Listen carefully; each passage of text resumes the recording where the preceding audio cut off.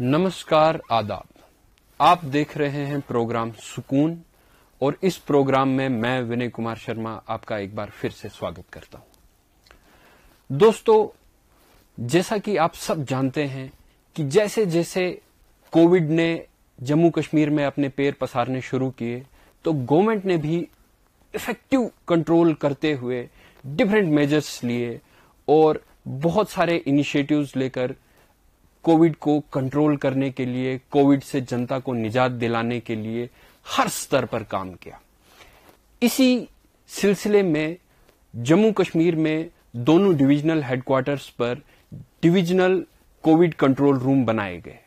आज हमारे साथ मौजूद हैं स्टूडियो में श्री श्रीकांत सूसे जी, जो कि एडिशनल डिप्टी कमिश्नर हैं और इस समय divisional COVID control room Kashmir को हेड कर रहे हैं। आज हम इनसे जानेंगे कि इस वक्त कोविड को लेकर गवर्नमेंट क्या मेजर्स ले रही है और कौन कौन से कदम उठाए जा रहे हैं। तो सर, सबसे पहले मैं आपका स्वागत करता हूं हमारे प्रोग्राम सुकून में। शुक्रिया। सर, हम आपसे जानना चाहेंगे कि जो डिविजनल कोविड कंट्रोल रूम है, इसे कब एस्टेब्लिश किया गया था और मेन क्या इसकी रीजंस थे कि क्या क्या इसमें काम थे। जैसा कि आप जानते 2020 के स्टार्ट में कोविड पैंडेमिक की शुरुआत हुई। इंडिया में फर्स्ट केस 30 जनवरी को पाया गया था। हमारे कश्मीर में भी 18 मार्च को कोविड का फर्स्ट पॉजिटिव केस पाया गया। लेकिन यहाँ के एडमिनिस्ट्रेशन ने प्रीएम्प्ट करके एक अच्छी इफेक्टिव रिस्पांस मैकेनिज्म बनाने के लिए divisional COVID control room established की गई। मैं बताना चाहूंगा कि केस पाए जाने से पहले ही हमने एक रिस्पांस मैकेनिज्म यहाँ पे एस्टेब्लिश्ड किया था। फर्स्ट यहाँ पे एक कॉल सेंटर के रूप में एक directorate of health services Kashmir की तरफ से कॉल सेंटर यहाँ एस्टेब्लिश किया गया था 5 मार्च 2020 को। उसके बाद डिविजनल कमिश्नर कश्मीर ने उनके सदारत में ये डिविजनल कंट्रोल रूम यहाँ एस्टेब्लिश किया गया। वो एस्टेब्लिश करने के पीछे एक मकसद हमारा था कि कोविड की बीमारी के बारे में सबके लिए एक न्यू था, उसका क्या पैटर्न रहेगा, उसके लिए क्या रिस्पांस मैकेनिज्म होना चाहिए। और ये मल्टी डायमेंशनल और जो मल्टी हमारे डिपार्टमेंट्स है, सारे डिपार्टमेंट, उनके साथ कोऑर्डिनेशन बहुत इम्पोर्टेंट था। उसको मद्देनजर रखते हुए हमने हेल्थ प्रोफेशनल और मेडिकल एजुकेशन के डिपार्टमेंट्स के डॉक्टर्स, प्रोफेशनल्स, फिर सिविल एडमिनिस्ट्रेशन की तरफ से IAS officers, KS officers, then education department से टीचर्स, डाटा एंट्री ऑपरेटर्स हो, फिर हमारे कम्युनिटी मेडिसिन और सोशल एंड प्रिवेंटिव मेडिसिन के एक्सपर्ट है, उनको भी हमने साथ लिया। प्लस हमने जेएनके पुलिस के ऑफिसर्स है, एक एसपी रैंक ऑफिसर्स को भी डिविजनल कोविड कंट्रोल रूम में हमने शामिल किया गया। तो ये सारा मिला के आप देख सकते हैं कि मल्टी डिपार्टमेंटल एक रिस्पांस मैकेनिज्म जो इस बीमारी को एक एफिशिएंट तरीके से फाइट करने के लिए जरूरी था, उसको मद्देनजर रखते हुए ये डिविजनल कंट्रोल रूम मार्च में एस्टेब्लिश किया गया। और सभी डिस्ट्रिक्ट्स को, कश्मीर डिवीजन के सभी डिस्ट्रिक्ट्स को ये डिविजनल कंट्रोल रूम कोऑर्डिनेट करता है। कश्मीर डिवीजन के जो 10 डिस्ट्रिक्ट है जी, उनकी जो भी एक्टिविटीज है उसको डिविजनल कंट्रोल रूम से मॉनिटर किया जाता है। सर, जब से ये शुरू किया गया है, अब इतना टाइम हो गया, तो इस दौरान में क्या क्या काम किए गए, आप थोड़ा उन पर रोशनी डालना। जैसे स्टार्ट में मैं बताना चाहूंगा कि स्टार्ट में लॉकडाउन के पहले जो पैसेंजर आ रहे थे, इंटरनेशनल पैसेंजर भी कश्मीर में आ रहे थे, जो हमारे स्टूडेंट्स है जो पढ़ाई के लिए विविध देशों में पढ़ाई कर रहे थे, वो भी वापस आ रहे थे। तो उनके लिए एक स्टार्टिंग में हमने क्वारंटाइन मैकेनिज्म एस्टेब्लिश किया था। जो भी एयर ट्रैवल से आ रहे थे उनके लिए श्रीनगर में और बाकी डिस्ट्रिक्ट्स में भी क्वारंटाइन मैकेनिज्म एस्टेब्लिश किया गया। उसमें हमारे सारे डिस्ट्रिक्ट्स ने बड़ी इफिशिएंट तरीके से काम किया। उसके बाद धीरे धीरे कोविड के खिलाफ फाइट करने के लिए डिफरेंट स्ट्रेटेजी हमने अडॉप्ट की। जैसे कि सैम्पलिंग, जो हमारे जो एयर ट्रैवलर्स है जो आते हैं उनकी सैम्पलिंग के लिए हमने मैकेनिज्म एस्टेब्लिश किया। प्लस जो रोड से ट्रैवल करके कश्मीर डिवीजन में आते हैं उनके लिए लोअर मुंडा में हमने सैम्पलिंग फैसिलिटी इस्टेब्लिश, सैम्पलिंग और टेस्टिंग की फैसिलिटी इस्टेब्लिश की। उसके बाद सैम्पलिंग के साथ साथ ही जो कॉन्टैक्ट ट्रेसिंग है, जो बहुत इम्पोर्टेंट पॉइंट है कि कोविड-19 के जो डिसीज के स्प्रेड को रोकने के लिए, तो कॉन्टैक्ट ट्रेसिंग के लिए हमने जो डिस्ट्रिक्ट में अलग अलग टीम्स बनाई गई थी, उनकी कैपेसिटी बिल्डिंग के लिए उनकी ट्रेनिंग की गई, सैम्पलिंग की टीम्स की भी ट्रेनिंग की थी। तो उसके बाद हमने जो हमारे रेड जोन्स बने, जो कंटेनमेंट जोन्स बहुत इंपॉर्टेंट होते हैं, जहाँ पे भी क्लस्टर में केसेस पाए जाते थे, वहाँ पे डिस्ट्रिक्ट अथॉरिटीज की तरफ से कंटेनमेंट जोन बनाए जाते थे। वहाँ पे अलग अलग टाइप की एक्टिविटीज होती है, डोर टू डोर सर्वे होता है, पेरीमीटर स्ट्रिक्ट पेरीमीटर कंट्रोल होता है, फिर वहाँ के जो भी वल्नरेबल पॉपुलेशन है, जो केसेस है, जो सस्पेक्ट केसेस है, उनकी सैम्पलिंग की जाती है। तो ये सारी एक्टिविटीज भी हमारे डिविजनल कंट्रोल रूम से हम मॉनिटर करते हैं। प्लस जो एक प्लाज्मा थेरेपी जो कश्मीर में, पूरे स्टेट में कश्मीर में सबसे पहले स्टार्ट हुआ था, उसके बारे में भी, उसके लिए भी हम कोऑर्डिनेशन, जो भी प्लाज्मा डोनर्स है और जिनको प्लाज्मा चाहिए उनके साथ, उनका आपस में कोऑर्डिनेशन और हॉस्पिटल के साथ कोऑर्डिनेशन का काम भी हमारे डिविजनल कंट्रोल रूम से किया जाता है। प्लस हमारे जो कॉल सेंटर है, वो भी एक innovative type as a innovation आप इसको देख सकते हैं। उसमें डॉक्टर्स है, फिर साइकेट्रिस्ट है, जो हमारे पेशेंट को, उनको मेंटल हेल्थ के बारे में कुछ एडवाइस चाहिए होती होगी, उनकी कुछ क्वेश्चंस हो, उसको भी हमारी कंट्रोल रूम की तरफ से उनको एडवाइस दी जाती है। वो कॉल सेंटर से राब्ता किए कर सकते हैं। सर, जैसा कि आपने बताया कि डिफरेंट डिपार्टमेंट्स जो हैं वो एक मल्टी डिपार्टमेंट आप कोऑर्डिनेट करते हैं इसमें, तो आप हमें बता पाएंगे कि इस वक्त डिविजनल कंट्रोल रूम जो है आपका, तो वहाँ कौन लोग हैं जो आपके साथ काम कर रहे हैं? जो हमारा डिविजनल कंट्रोल रूम, जो ओल्ड सेक्रेटरीट में जो शेरगढ़ी बिल्डिंग आप बोलते, हेरिटेज बिल्डिंग है, वहाँ से हम ऑपरेट करते हैं।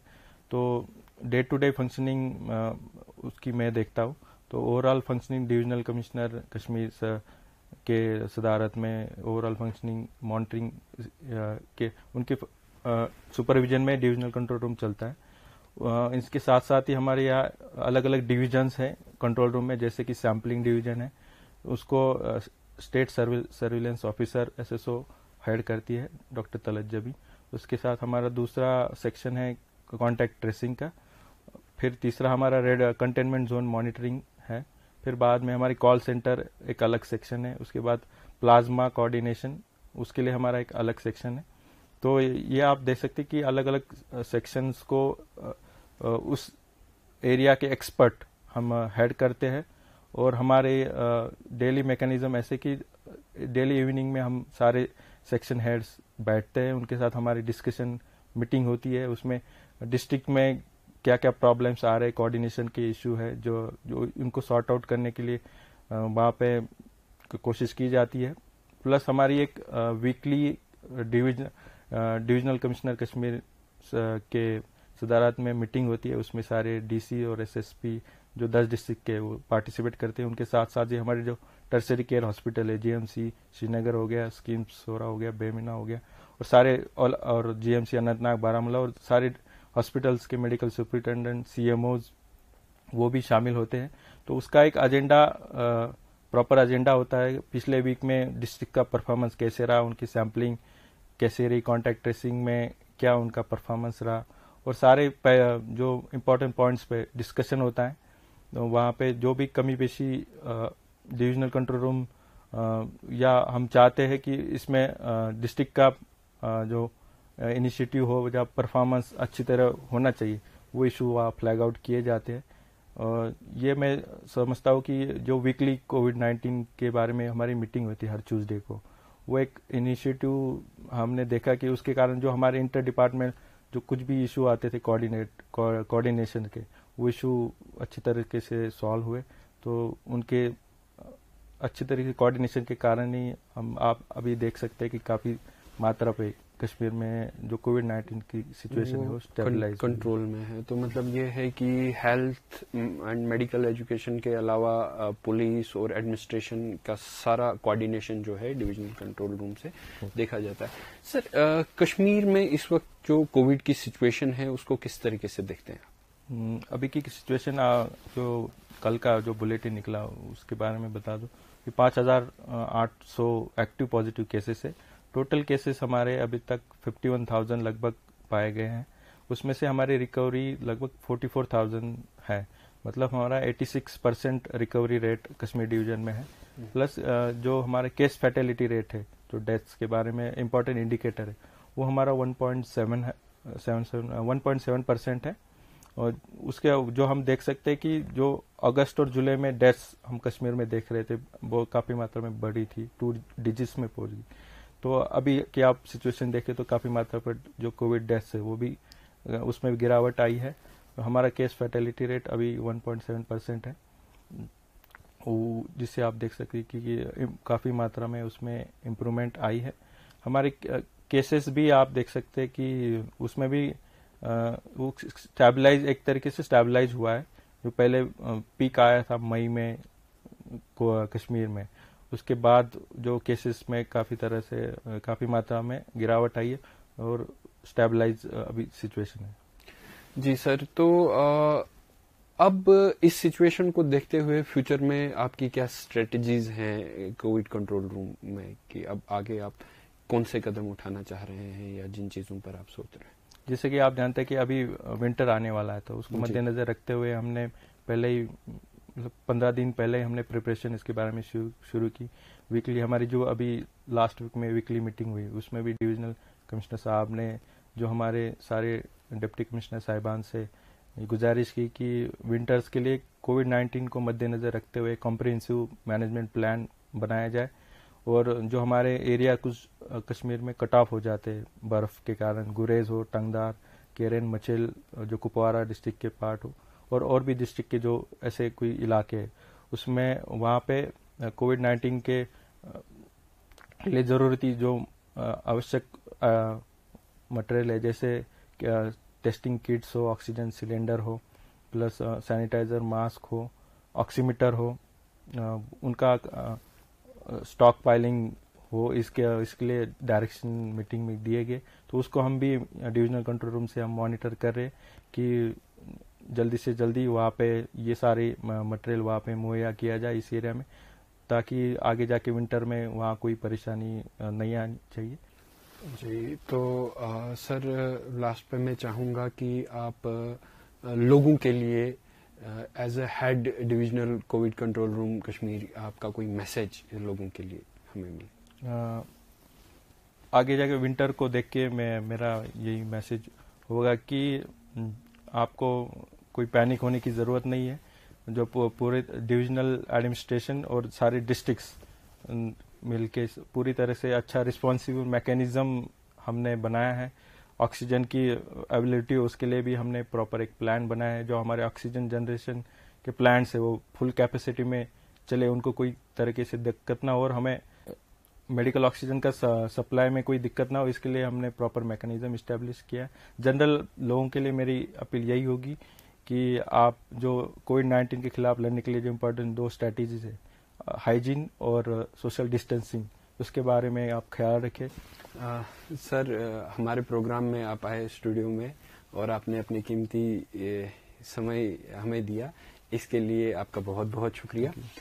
सुकून के इस एपिसोड में आज इतना ही। अगले एपिसोड में आपसे फिर मुलाकात होगी, तब तक के लिए नमस्कार।